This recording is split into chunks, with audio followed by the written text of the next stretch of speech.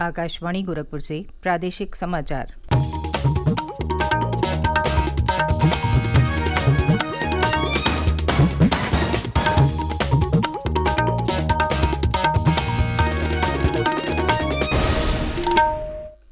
नमस्कार, समाचार बुलेटिन के साथ मैं सुकीर्ति अस्थाना। पहले मुख्य समाचार। वाराणसी में Y20 शिखर सम्मेलन का हुआ औपचारिक उद्घाटन। मुख्यमंत्री योगी आदित्यनाथ ने कहा, सरकार ने युवाओं पर केंद्रित कई योजनाएं शुरू की। केंद्रीय युवा कार्यक्रम और खेल मंत्री अनुराग सिंह ठाकुर ने गरीबी और भुखमरी को खत्म करने जैसे सतत विकास लक्ष्यों को प्राप्त करने में वैश्विक सहयोग और संयुक्त प्रयासों की सामूहिक जिम्मेदारी पर दिया बल। केंद्रीय गृह मंत्री अमित शाह ने ग्रेटर नोएडा में CAPF सेंटर में किया पौधरोपण। कहा, राष्ट्र की रक्षा के साथ ही पर्यावरण की सुरक्षा CAPF की प्रमुख उपलब्धि। और आज हरियाली तीज मनाई जा रही है। ब्रज क्षेत्र में मंदिरों में झूलनोत्सव का किया गया है आयोजन।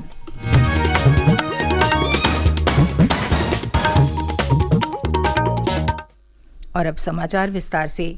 मुख्यमंत्री योगी आदित्यनाथ और केंद्रीय युवा कार्यक्रम तथा खेल मंत्री अनुराग सिंह ठाकुर ने कल वाराणसी के रुद्राक्ष इंटरनेशनल कन्वेंशन सेंटर में यूथ 20 शिखर सम्मेलन का औपचारिक उद्घाटन किया। मुख्यमंत्री योगी आदित्यनाथ ने कार्यक्रम को संबोधित करते हुए कहा कि प्रधानमंत्री नरेंद्र मोदी के नेतृत्व में केंद्र सरकार ने पिछले 9 वर्षों में युवाओं के लिए कई योजनाएं शुरू की हैं। उन्होंने कहा कि स्टैंड अप इंडिया और स्टार्टअप इंडिया जैसी योजनाएं देश में नवाचार तथा शोध को बढ़ावा दे रही हैं। श्री योगी ने भविष्य निर्माण में युवाओं की भूमिका को महत्वपूर्ण बताया। उन्होंने कहा कि आज का युवा केवल युवा नहीं है, बल्कि वो आज का नेता और कल का निर्माता भी है।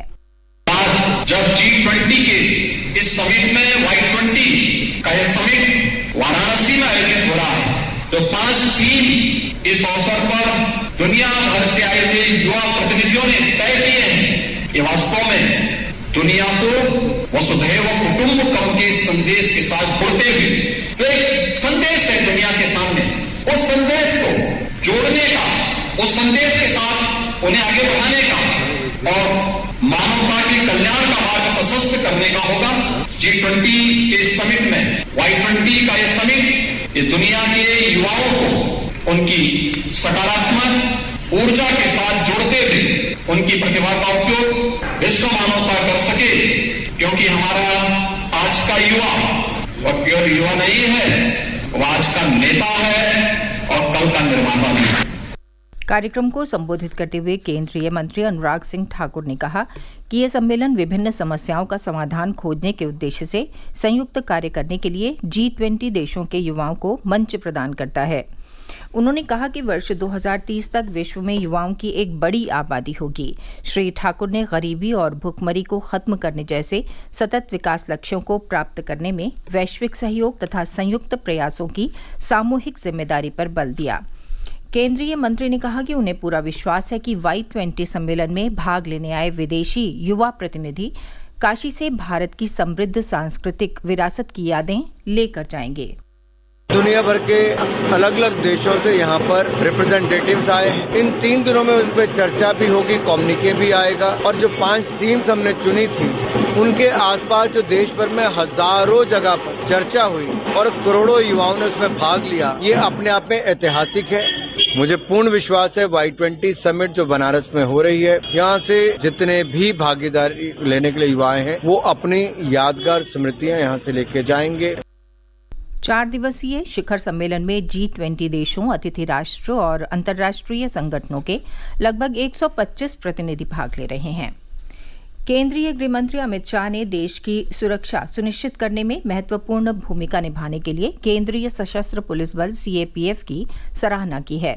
गृह मंत्री ने अखिल भारतीय वृक्षारोपण अभियान के तहत कल ग्रेटर नोएडा में CAPF केंद्र पर 4 करोड़वां पौधा रोपित किया। गृह मंत्री ने प्रसन्नता व्यक्त करते हुए कहा कि इस वर्ष दिसंबर तक 5 करोड़ पौधे लगाने का लक्ष्य हासिल कर लिया जाएगा। उन्होंने कहा कि राष्ट्र की रक्षा की तरह ही वृक्षारोपण अभियान पर्यावरण की सुरक्षा की दिशा में CAPF की एक और प्रमुख उपलब्धि है।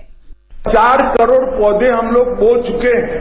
मुझे पूरा भरोसा है कि 5 करोड़ का लक्ष्य हम बहुत जल्दी ही प्राप्त भी कर देंगे और आने वाले 2 समय में इसके अंदर जितनी भी गैप फिलिंग है उसको पूरी कर 5 करोड़ वृक्ष इस पृथ्वी पर हमारे योगदान के नाते खड़े करेंगे, जो सालों तक जिएंगे और सीएपीएफ की वीर गाथा के साथ साथ सीएपीएफ की पृथ्वी का संरक्षण और जलवायु परिवर्तन के प्रति अपनी संवेदना, पर्यावरण के प्रति अपनी संवेदना की गाथा भी हमेशा के लिए अमर हो जाएगी।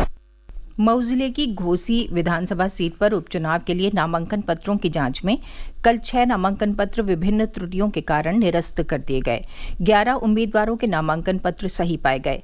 प्रत्याशी 21 अगस्त तक अपने नाम वापस ले सकते हैं। घोसी विधानसभा सीट से भाजपा प्रत्याशी दारा सिंह चौहान और सपा के उम्मीदवार सुधाकर सिंह आमने सामने हैं। बसपा और कांग्रेस ने इस सीट पर अपना उम्मीदवार नहीं उतारा है। इस सीट पर मतदान 5 सितंबर को और मतगणना 8 सितंबर को होगी। प्रादेशिक समाचार आप आकाशवाणी गोरखपुर से सुन रहे हैं। ये समाचार बुलेटिन हमारे YouTube channel AIR news Gorakhpur और ट्विटर हैंडल AIR_GKP पर भी उपलब्ध है। प्रदेश में इस वर्ष न्यूनतम समर्थन मूल्य पर सीधे किसानों से मोटा अनाज खरीदने के लिए पंजीकरण शुरू हो गया है।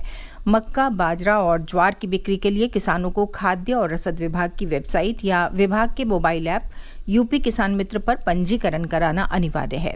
प्रदेश के खाद्य आयुक्त सौरभ बाबू ने बताया कि मक्का का न्यूनतम समर्थन मूल्य 2090 रुपये प्रति कुंतल, बाजरा का 2500 रुपये प्रति कुंतल, ज्वार हाइब्रिड 3180 रुपये प्रति कुंतल और ज्वार मालदांडी 3225 रुपये प्रति कुंतल निर्धारित किया गया है। कांग्रेस के नवनियुक्त प्रदेश अध्यक्ष अजय राय ने कहा है कि कांग्रेस नेता और केरल के वायनाड से सांसद राहुल गांधी आगामी लोकसभा चुनाव अमेठी से लड़ेंगे। अपने गृह जनपद वाराणसी पहुंचने पर कल लाल बहादुर शास्त्री अंतर्राष्ट्रीय हवाई अड्डे के बाहर पत्रकारों से बातचीत में श्री राय ने कहा कि राहुल गांधी को जीत दिलाने के लिए हर कार्यकर्ता तैयार है। उन्होंने कहा कि भाजपा सरकार में महंगाई और बेरोजगारी चरम पर है। श्री राय ने कहा कि कांग्रेस प्रदेश अध्यक्ष के पद पर रहते हुए उनका प्रयास पार्टी को सभी जिलों में मजबूत करना होगा। श्री राय को एक दिन पूर्व ही कांग्रेस का नया प्रदेश अध्यक्ष नियुक्त किया गया है। आज हरियाली तीज है। मथुरा वृंदावन में यह त्योहार हिंडोला उत्सव के रूप में मनाया जाता है। ब्रज के सभी प्रमुख मंदिरों में झूलनोत्सव के अंतर्गत झूले सजाए गए हैं और भगवान श्री कृष्ण को झूला झुलाकर प्राचीन परंपरा का निर्वहन किया जा रहा है। ठाकुर बांके बिहारी मंदिर में भगवान श्री कृष्ण स्वर्ण रजत हिंडोले में विराजमान होकर श्रद्धालुओं को दर्शन दे रहे हैं। हरियाली तीज पर ठाकुर जी और सखियों को हरे रंग की विशेष पोशाक धारण कराई गई है। और अब कुछ समाचार संक्षेप में। उप मुख्यमंत्री केशव प्रसाद मौर्य ने कल बदायूं की तहसील दातागंज के ब्रह्मपुर गांव में भाजपा के क्षेत्रीय अध्यक्ष दुर्विजय सिंह की स्वर्गीय माता की शोक सभा में शामिल होकर उन्हें श्रद्धांजलि अर्पित की। उप मुख्यमंत्री श्री मौर्य ने कल मुरादाबाद में मंडल के सभी ब्लॉक प्रमुखों और खंड विकास अधिकारियों के सम्मेलन को संबोधित किया। उन्होंने ब्लॉक प्रमुखों को प्रत्येक शुक्रवार को होने वाली ग्राम चौपाल में शामिल होने को कहा। प्रदेश के नगर विकास और ऊर्जा मंत्री ए के शर्मा ने कल मिर्जापुर में निर्माणाधीन विंध्य कॉरिडोर का निरीक्षण किया। उन्होंने कहा कि अगले वर्ष जनवरी से पहले कॉरिडोर निर्माण का कार्य पूरा करा लिया जाएगा। सपा अध्यक्ष अखिलेश यादव ने कल फतेहपुर में पार्टी के लोक जागरण अभियान को संबोधित किया। उन्होंने कहा कि भाजपा सरकार पूरी तरह विफल सरकार है। श्री यादव ने आगामी लोकसभा चुनाव में सपा की जीत का दावा किया। प्रदेश की कई नदियों का जलस्तर लगातार बढ़ रहा है। गंगा नदी बुलंदशहर, बदायूं, फर्रुखाबाद और कानपुर देहात में खतरे के निशान से ऊपर बह रही है।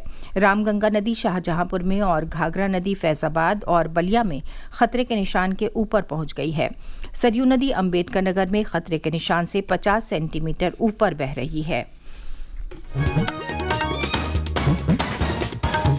और अंत में मुख्य समाचार एक बार फिर। वाराणसी में Y20 शिखर सम्मेलन का हुआ औपचारिक उद्घाटन। मुख्यमंत्री योगी आदित्यनाथ ने कहा, सरकार ने युवाओं पर केंद्रित कई योजनाएं शुरू की। केंद्रीय युवा कार्यक्रम और खेल मंत्री अनुराग सिंह ठाकुर ने गरीबी और भुखमरी को खत्म करने जैसे सतत विकास लक्ष्यों को प्राप्त करने में वैश्विक सहयोग और संयुक्त प्रयासों की सामूहिक जिम्मेदारी पर दिया बल।